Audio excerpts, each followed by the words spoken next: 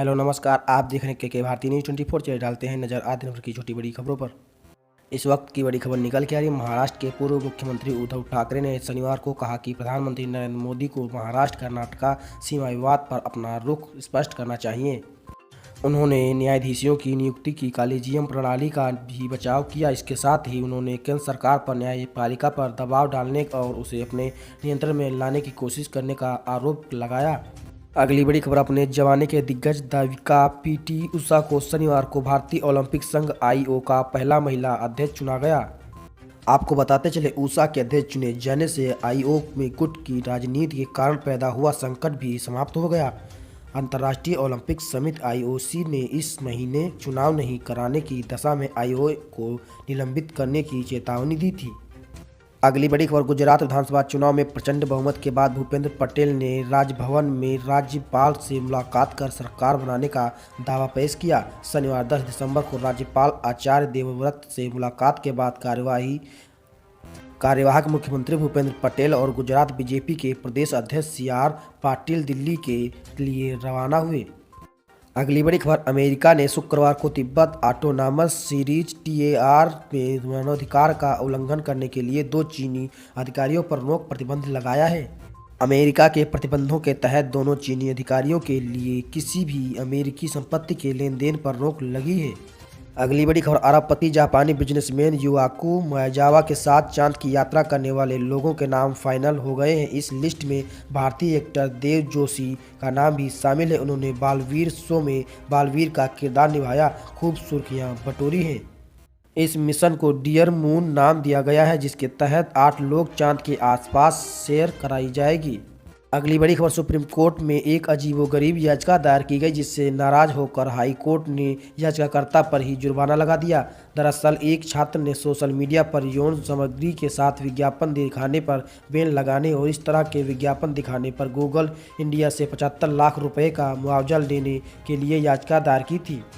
छात्र ने बताया कि विज्ञापनों में यौन सामग्री से उसकी पढ़ाई प्रभावित हो रही है। सुप्रीम कोर्ट ने इस याचिका को सबसे खराब दलीलों में से एक बताते हुए खारिज कर दिया। इसके साथ ही याचिकाकर्ता 25,000 रुपये का जुर्माना लगा दिया। अगली बड़ी खबर गुजरात में एक चुनावी रैली में केंद्रीय गृह मंत्री अमित शाह की यह टिप्पणी की 2002 की हिंसा के साजिशकर्ताओं को सबक सिखाया गया था। चुनाव आचार संहिता का उल्लंघन नहीं है। निर्वाचन आयोग के सूत्रों ने शनिवार 10 दिसंबर को यह जानकारी दी। राज्य के मुख्य निर्वाचन अधिकारी की रिपोर्ट पर गौर करने और कानूनी राय लेने के बाद निर्वाचन आयोग ने निष्कर्ष निकाला कि उपद्रवियों के खिलाफ कार्रवाई करने का जिक्र करना सूचना चुनाव संहिता के प्रावधानों का उल्लंघन नहीं था। अगली बड़ी खबर पाकिस्तान एक ऐसा देश है जो भारत और हिंदुओं के खिलाफ हमेशा नफरत फैलाने का काम करता है। पाकिस्तान में हिंदुओं और सिखों की हालत किसी की से छुपी नहीं है। आए दिन उन्हें निशाना बनाया जाता है और उनके साथ जबरन धर्मांतरण की खबरें सामने आती रहती हैं। इस बीच पाकिस्तान में एक ऐसी वेब सीरीज बनी है जिसमें भारत के खिलाफ जहर उगला गया है। हम बात कर रहे हैं सेव द कन्फेक्शन की। हाल ही में इस वेब सीरीज का सेंट्रल लॉन्च किया गया, जिसकी वजह से जमकर बवाल मचा हुआ है। अगली बड़ी खबर कांग्रेस नेता सुखविंदर सिंह सुक्खू हिमाचल प्रदेश के नए CM होंगे। इस बात पर कांग्रेस हाईकमान ने शनिवार को मुहर लगा दी है। इसके साथ ही उनके नाम की घोषणा भी कर दी है। बता दें कि कांग्रेस की जीत के साथ ही पार्टी में मुख्यमंत्री पद को लेकर विवाद शुरू हो गया था। तमाम नेता मुख्यमंत्री पद के लिए अपनी दावेदारी ठोस कर रहे थे।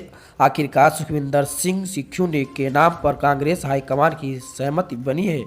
अगली बड़ी खबर मध्य प्रदेश की सबसे लंबी और देश की सबसे चौड़ी मोहमेनिया टनल की शुरुआत हो गई है। यह tunnel Jhansi Ranchi national highway 39 पर बनी है।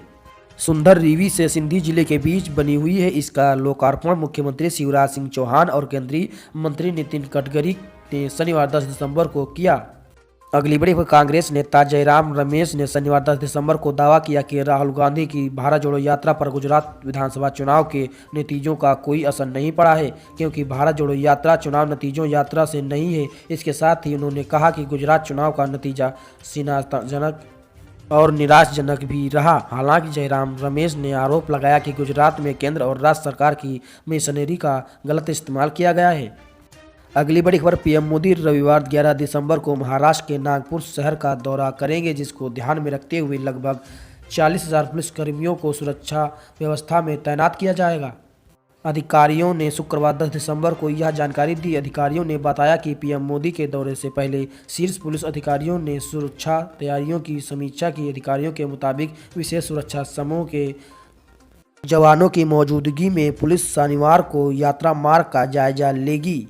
अगली बड़ी खबर, आज ही के दिन 1948 में संयुक्त राष्ट्र संघ की जनरल असेंबली ने मानवाधिकार की सार्वभौम घोषणा का स्वीकार किया था।